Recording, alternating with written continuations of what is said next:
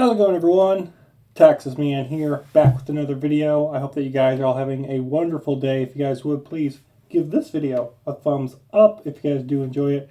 Subscribe, of course, if you guys have not already. Also, do me the biggest favor of all, make sure you guys hit that bell notification button. Select all for all notifications so you guys don't miss out on future content here on the channel. And we're going to be talking about Andor, Season 3, Part 3. This, of course, is going to be episodes 7, 8, and 9. Enjoy the review. Wow. Just wow. What an arc. What an amazing 3 hours of not just Andor, but Star Wars as a whole. Episode 7, 8, and 9 proves that you can have somebody that is a good writer, a good director, a good producer, and has time and patience and understanding of what Star Wars fans want within the Star Wars franchise. These 3 episodes are the best 3 hours of Star Wars in ages, without a doubt. I have no problem saying episodes 7, 8, and 9 of Season 2 of Andor is some of the best Star Wars ever. These 3 episodes is probably the best Disney Star Wars that we have gotten since Rogue One. And then before that, probably Star Wars Rebels. Yeah, I know I kind of liked Mandalorian Season 1 and 2. Some of Ahsoka. But other than that, most of Disney Star Wars has been 6 to 8 or lower. Like The Acolyte. This arc, these 3 episodes are fantastic. I'm going to be breaking down everything that happened in these 3 episodes and the impact that it has on the Star Wars lore and franchise as a whole. So, of course, we're going to be talking spoilers. If you guys missed out on anything Andor related, I do have an Andor playlist. I'll try to leave a link to it at the end of the video in case you guys are wanting to check that out. Also, before we dive any further into this review, I wanted to ask you guys a real serious question. Should I do a major full-length review of Star Wars Rogue One? Because I haven't ever done a video on that film. And I think it's the best Disney Star Wars movie ever made. I've never done it. So I'm thinking about doing that review after Part 4 of Season 2 ends. So once next week, when episode 10, 11, and 12 come out, I'm thinking the following week or so, I'll get a review out of Rogue One. You guys let me know, and I'll probably put a poll out in the post area and ask you guys, should I? Because I've never done so, and I really like that movie. So, starting things off, the Yavin Rebel base from an earlier episode here in Season 2 with that monster in the night, that did confirm that was Yavin. So, Episode 7 starts off with the whole Rebel base at Yavin. It's starting to get up and operational and whatnot, which I thought was kind of cool. I liked seeing the base in its early stages. No answer, though, as to how in the world that base is never overridden by those monsters in the forest. Like, it's just never explained. I'm sure they've got some sort of perimeter fence or something that keeps them out, but I kind of want to know what's keeping them out. I get it's sci-fi and it's quote-unquote fantasy in that sense, and just figure something out and it'll work. And I'm just but I kind of want to know, because you've established that there's monsters that'll eat anything on this planet, but there's no explanation as to how this base is just miraculously able to operate without being terrified of outside influence on the planet. So that was kind of cool. This episode also makes it where characters start coming together, and then in episode 8 and 9, characters start coming together for a big clash between the Rebels and the Empire. Biggest of all, of course, that cop guy from Season 1, and Andor himself, which is pretty cool. I'll talk about that later on in the video. We do get the total Imperial takeover of the planet of Gorman, and we see what happens with the chaos and the rebellion against it. Basically, is a war. It's a war zone. Episode 7 also introduces that, you can be a cook, you can be a nameless nobody, and still be able to use the Force to heal people even with no training from a Jedi or a Sith or a Grey Jedi. And I like that. People being in tune with the Force on a small level, not a super high level where they can be a Jedi or a Sith, but have enough, understanding of the Force and be able to use it to sense people, to heal people, to be able to predict the future somewhat and have visions of be like, hey, this person's probably going to do this in the future. Don't know when, but they're important and they're probably going to do this for some reason. So I kind of like seeing that. We also get to see the U-Wing from Rogue One. I always liked the U-Wing. I think it's an underutilized ship in the Star Wars franchise. Kind of wish we got to see more of it, but it is what it is. And going back to that Force thing, I like the fact that Episode 7 proves that some people have a destiny. They have something in their lifetime that they have to do. And it's really powerful. It's something that they have to do, and it's truly great in their lifetime. And I just find that to be a very powerful message. Like, everybody has a destiny, and it's preordained. Everyone has something that they're going to do, and it will impact the people around you. You don't know what it is. It could be, like I said, it could be something really minuscule, but that little minuscule thing sets something else into motion. And, eventually it all comes together to a big head to something. And I kind of like that. Episode 7 also shows us how the Empire and their security can ruin normal life on planets. Like in part 2, we see Gorman, and, it's got some Imperials on it for security purposes, but the Empire is not this invading force. It doesn't feel like it, at least. And then when you get to this part with episode 7, 8, 9, the planet doesn't look the same. It looks ruined. It looks torn down. It looks depressed. It looks isolated. It looks like the Empire has been there, and a lot more of them. We also get the famous quote, "Rebellions are built on hope." Andor stole this, sadly, from somebody on Gorman. And I do kind of like that whole rebellions are built on hope. I like that. It is a very integral core piece of what makes Star Wars. And that is, of course, rising up and fighting against tyranny and occupation by an opposing force or nation, which I think was kind of cool. The mining the Gorman causes the loyalties and the relationships between several characters to dissolve, especially the cop guy and that ISB agent. That just goes wild. And the acting in that whole scene where the cop guy realizes what the Empire's doing, what his role was truly evil. It wasn't, oh no.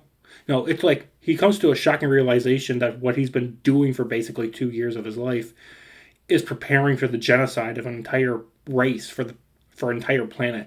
It's really powerful stuff. And it really harkens back to the fact that George Lucas was inspired by World War II and Westerns, of course, but he was inspired by World War II and what, Nazi Germany did to other nations. And we get to see that impact leading into Episode 8. Episode 8 gives us one of the most horrific scenes in Star Wars ever. It's interesting how people whined and complained about that whole rape scene in Part 1. But now that in Episode 8 we get a literal massacre and the beginning of the genocide of the Gore, everyone's like, shock and awe, but no one's like, oh, this is too violent for Star Wars. People got to make up their mind. Like, okay, so having a massacre and a genocide of a planet by the Empire is horrific, but it's okay for it to be in Star Wars. But having a rape scene, which nothing ever happens and is shown, that's just too much. Okay. We also get to have the fight between, like I said earlier, the Andor character and the old cop from Season 1. Obviously, the cop guy dies. Kind of sad. There comes a point where I'm like, okay, the cop guy's lowering his blaster. He has the upper hand on the Andor, and he could kill him if he wanted to, but he doesn't. And I figured, okay, he's going to become a rebellion and be able to give, the Rebel Alliance a bunch of information and intel. But the head of the Gorman resistance kills him, and I'm just like, I was kind of shocked at that. I was shocked that they did that. But, it is what it is.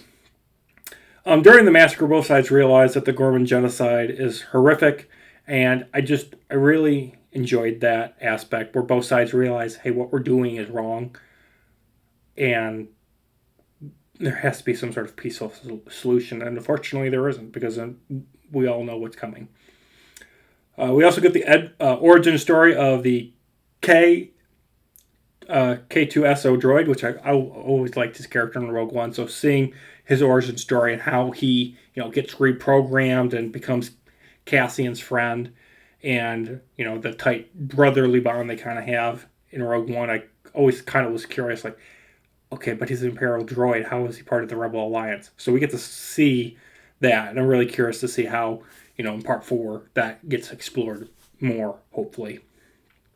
Episode 8 ends with the Empire stating that the rebels are the ones that started the shooting, which of course led to retaliation and the massacre and the genocide of the Gore people.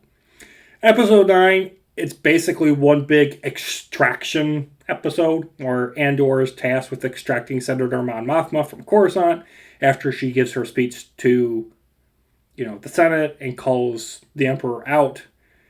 And, it leads to the fact that, she's going to eventually get to Yavin. So a lot of people, I don't understand why, but there are a lot of videos out there that are clickbait where they're like, oh, this speech on Coruscant breaks canon in Rebels. Okay, I want to let you guys know, the people that are stating this, either A, never watched Rebels, 2, haven't watched Andor, 3, are just complete utter idiots and they're clickbaiting you. Because here's the thing. Mon Mothma gives 2 speeches.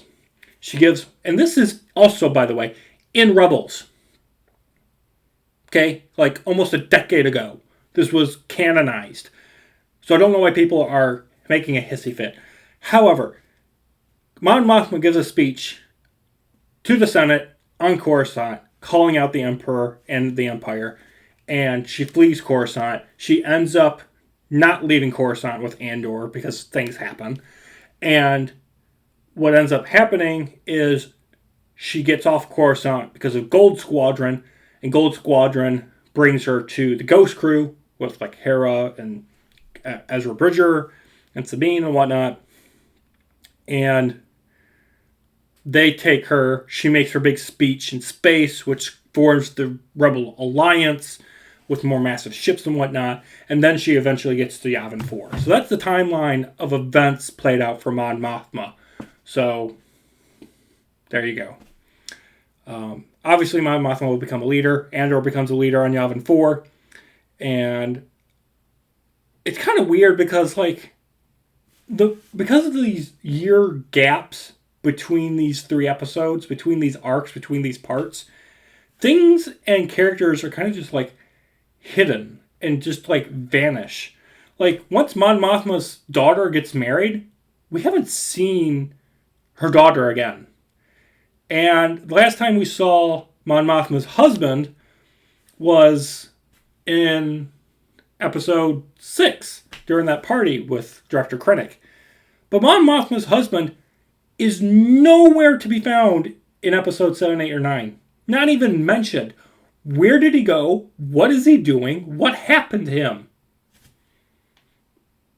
The whole point, I thought, of Mon Mothma having so much backstory of her having a daughter and obviously a husband, and it was supposed to be a tragic thing that, she was leaving Coruscant to join the Rebel Alliance. It was supposed to be somewhat of a heartbreaking thing that she's also leaving behind her corrupt family that really believes the Empire is good. But that hasn't played out. And I'm kind of disappointed in that. The episode 9 ends bittersweet. Andor basically loses his wife, but he also gets promoted to captain. Andor's wife doesn't die. She doesn't die, but she's like, okay, you want to run away from the rebellion and just hide and hope that everything calms down. But, the rebellion needs us. So she disappears. We don't know where she's going.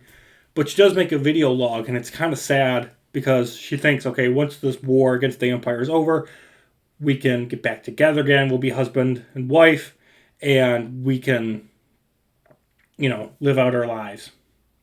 But we obviously know in Rogue One, they never meet up again, and Andor dies on Scarif. So, it's kind of bittersweet that it's like, hey, we need you to be a war hero. Hopefully I'll see you again. But unfortunately, we kind of know how that, doesn't happen. Overall, these 3 episodes, guys, are just amazing. Watching this with my family was just a treat.